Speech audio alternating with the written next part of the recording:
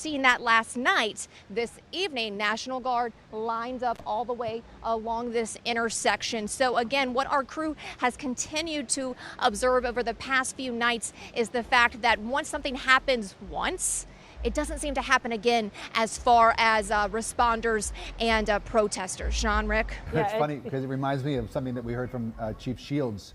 I believe it was Saturday at her news conference, and she said that they were caught with their guard down once. It was not going to happen a second time. And we have really seen that play out. And Brittany just gives a perfect example. They see an event, they see the protesters or really the agitators taking a stance or a position one night.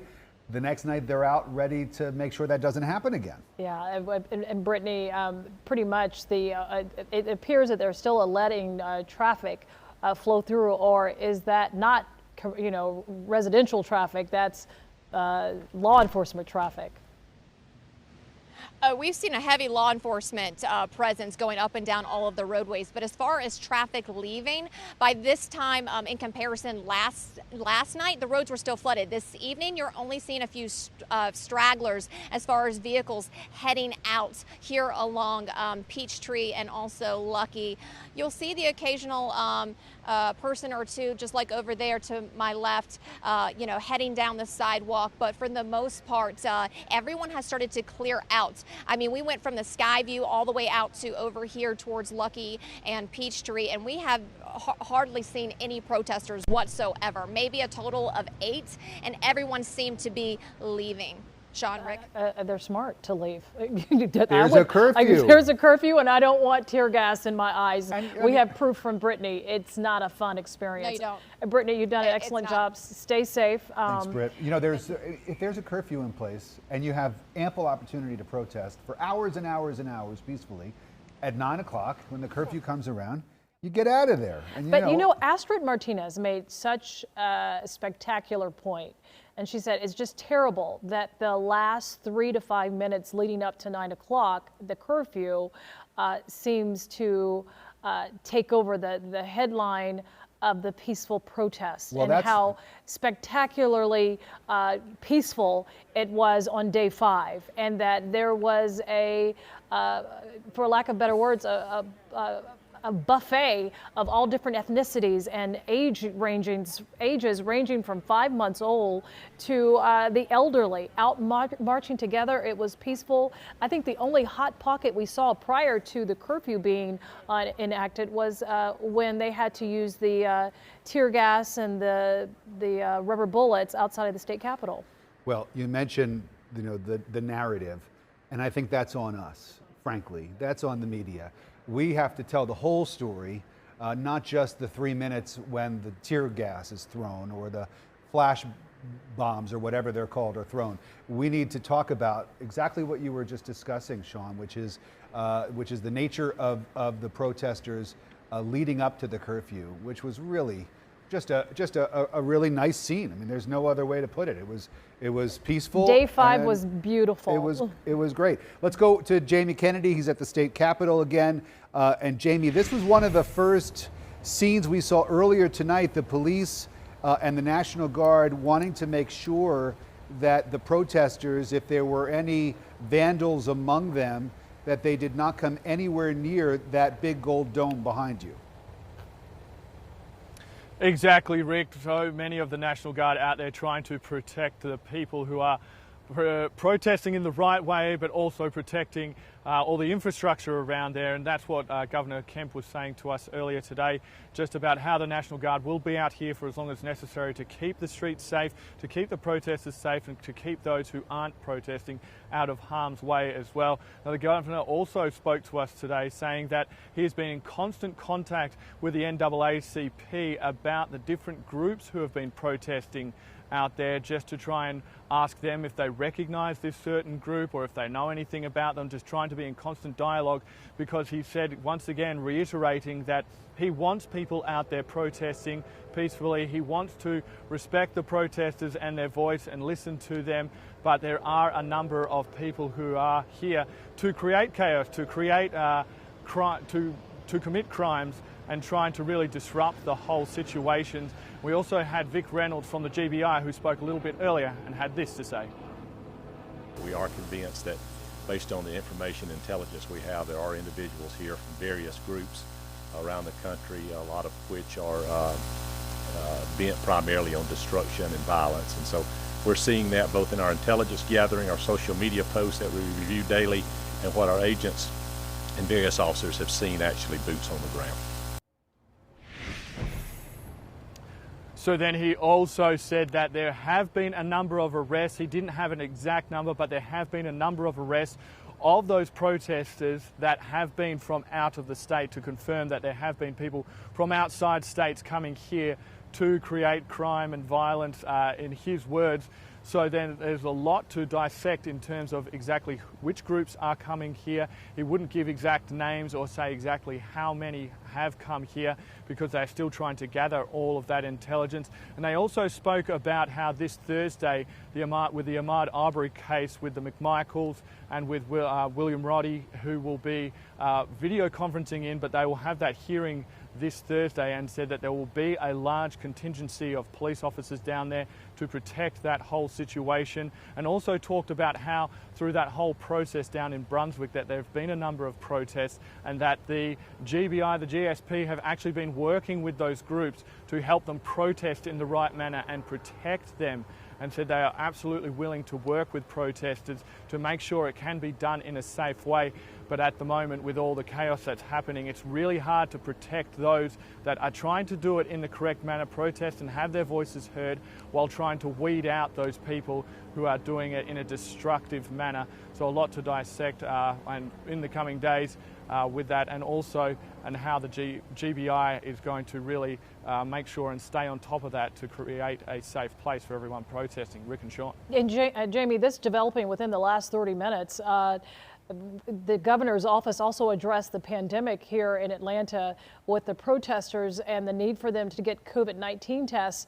But Governor Kemp just tweeted to President Trump that he hopes that he has Georgia on his mind, because North Carolina has dropped out to host the 2020 Republican National Convention, and Governor Kemp is clearly pushing for it to come to Atlanta.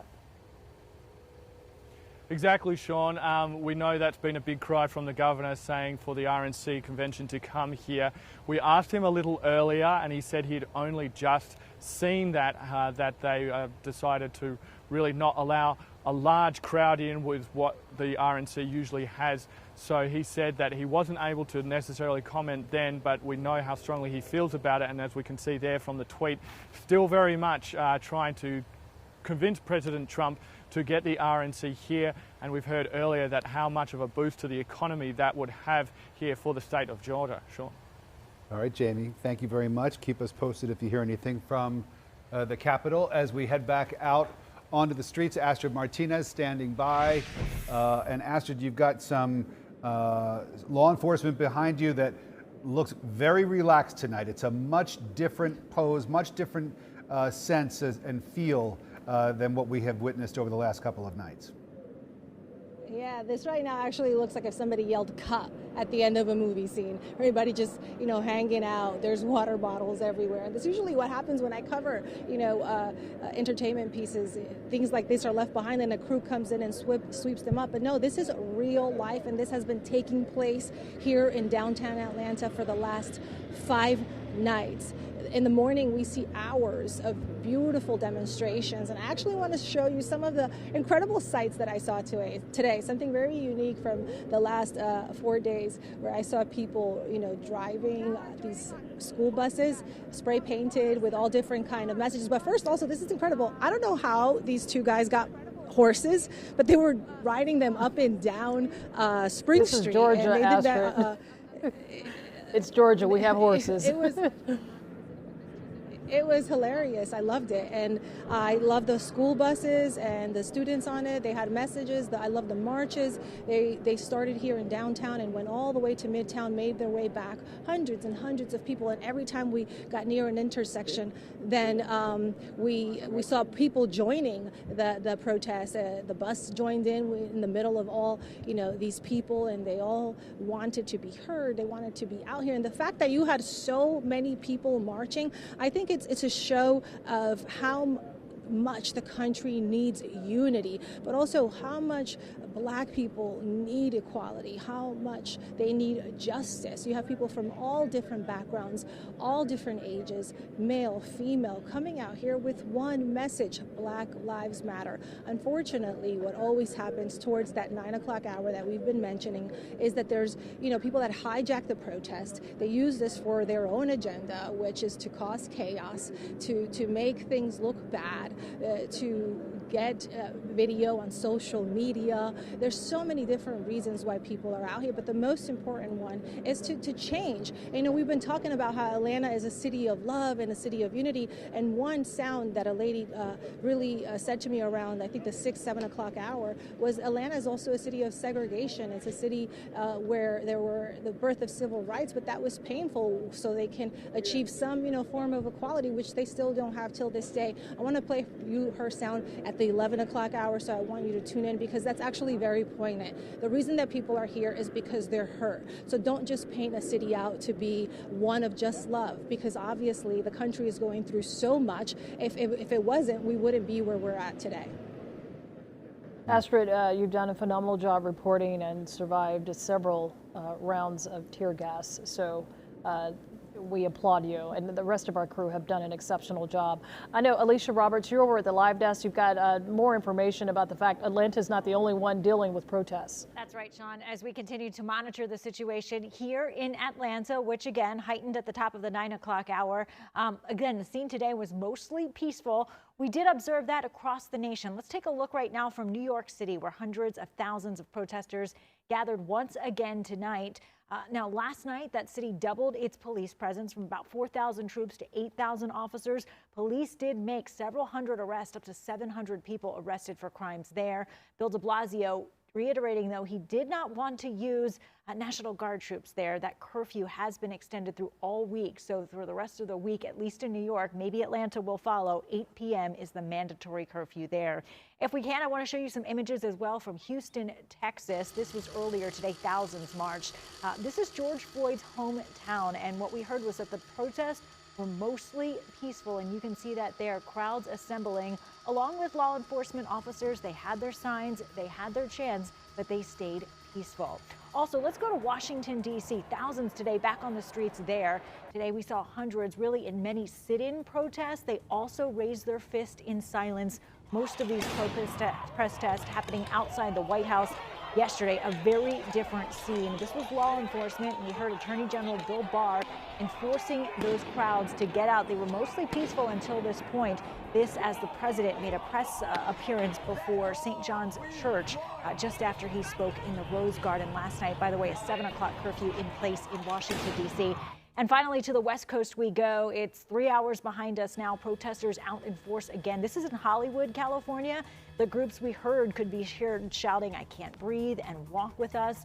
Again, fortunately here in California, despite thousands turning out and marching through those crowded streets, those protests remained peaceful. And we are continuing to monitor the situation. Many cities have been violent throughout the day. We saw outbursts in Chicago and Philadelphia. We will have more of the latest of how the nation is reacting coming up tonight at 11. Sean and Rick. Alicia, thanks very much. Let's go back out to Brittany Edney, who's standing by. And Brittany, it seems like Astrid and where she's located, it seems very quiet where you are now, too. A good thing. Rick, it is a good thing, and we are back by the Skyview, and on our way down towards this area, I stopped and spoke with 3 APD officers who happened to comment and echo a very similar sentiment to Astrid earlier, who was mentioning it's so sad that today, amongst all the peaceful protests, all of these special moments that we were able to capture here live on television, that people really will remember that final 10 to 15 minutes of the night. One APD officer even told me, you know, I had a really positive day today, because she says, as a Black woman, she said people were coming up and asking how she felt about things as a police officer, and she had very productive conversation. Take a look at this moment, though, that we captured. It was so special. It was when a bicycle response team member went into the crowd of protesters, hand in hand with 2 other protesters, and they, he felt comfortable enough earlier in the day to go into that mass crowd and to have conversations, and it was just just a very positive scene out here earlier today. So those are the kind of moments that we definitely want to emphasize and not forget this evening. And Brittany, before we let you go, just real quickly, we know that Antonio Brown, you also interviewed him, the city councilman who represents District 3. He says that Thursday morning at 10:30, the same day that George Floyd's funeral will be happening in Houston, there will be a peaceful protest from the Martin Luther King Memorial site reflecting Atlantans respectfully and in peace marching in his honor.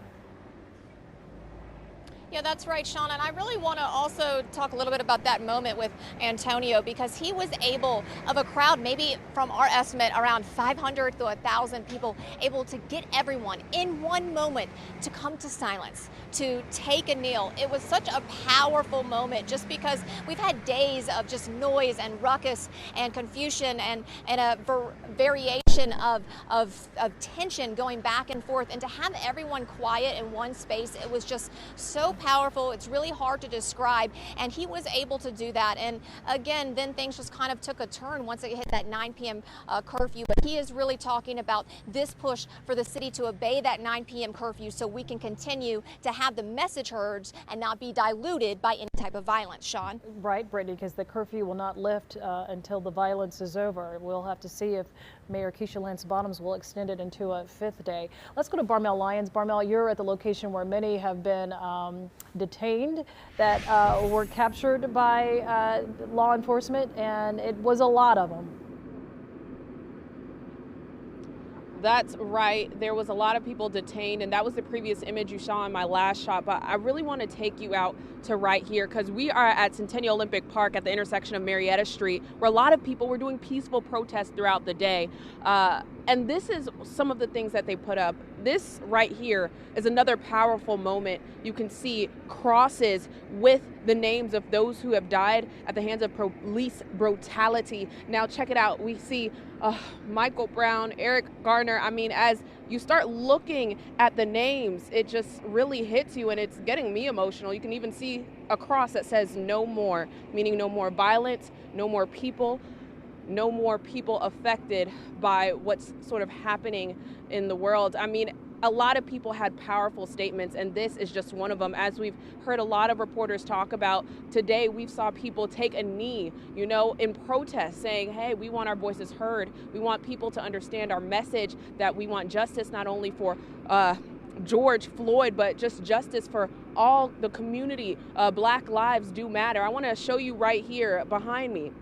You can see the National Guard as well as some Atlanta PD in the area circulating, because this is sort of where the peaceful protest began. But as the time went on, as it hit 9 o'clock, this is where the tear gas was deployed and it started to sort of turn left. But overall, the message has been clear. The message has been announced. And I mean, this is day 5. We're moving into day 5 of protests all around downtown Atlanta. And today, it seemed as though more people allowed themselves to circulate and not stay in one area. But we were moving all over Atlanta downtown today. But again, if we take one more look at these crosses, this statement that you see right here speaks volumes and will continue to speak volumes for the community. As you look at these names, you can see these are individuals, these are people. That's what a lot of people were telling me as they posted these signs, as they put it together. I mean, you see the American flags, you can see Breonna Taylor. I mean, as we walk past George Floyd, I mean, it's just, I'm sure anyone who's watching this right now can feel very overwhelmed with emotion, especially because this is what the protest is about. This is what they're fighting for. They want these names remembered, they want these names heard, and they want change. So no other life like you see here on these crosses will be lost. Barmel Lyons live for us, so poignant. Barmel, thank you very much, and thank you for capturing those images of the crosses that were put up with the American flag on top. And I think it's important to remember the First Amendment right that we all have as American citizens to congregate, to gather, and to protest peacefully against our government, against our police, against whatever we want. This is our right as Americans, and that is a right that was exercised today and has been exercised for the last several days in this city and other cities around the country. Yes, there have been moments of violence. Yes, there has been looting, but overall, it has been a message of peace and justice that we will continue to cover for you. We have news coming up at 11 o'clock on CBS 46. Team coverage then. We'll see you then. Have a great evening. Have a good night.